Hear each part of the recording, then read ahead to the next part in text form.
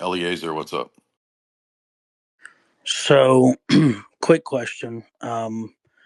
I would argue that Acts chapter 2, verse 38, and obviously this is going to be your typical UPCI um, argument here, but Acts chapter 2, verse 38 does talk about speaking in tongues, and Okay, where I where believe does there's that tell also you that that's gibberish? I don't believe any of that's gibberish.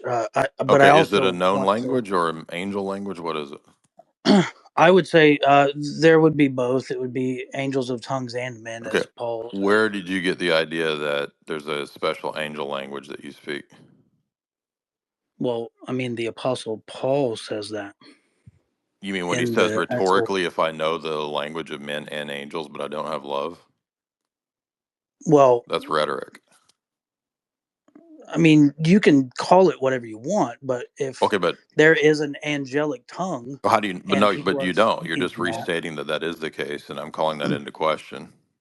What use does well, what I use mean, does obviously, what use does unknown angelic tongues have in baptism or in Acts 2, the fulfillment of Pentecost? does it need to have a use? You don't think Pentecost is a sign to the Jews, as Isaiah 28 and 29 says? What would you describe from a Jewish standpoint Pentecost actually is? The fulfillment of the typology of the Feast of Tabernacles and Weeks, the gathering in of the Gentiles, which is the reversal of Babel. So the Babel is the thing that you do that you think is what Pentecost is, when in Acts 2, it's they hear the languages miraculously all in the same language. So it's known Okay, languages. There's nothing gibberish in any of this.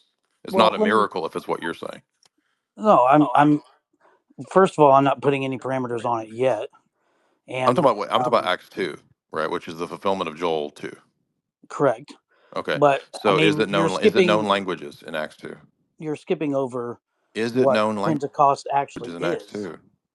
No, I'm not. In Acts 2, is it known languages that they're hearing? Possibly, It yeah. says each of them heard. Well, it says each of them heard in his own tongue what was being spoken.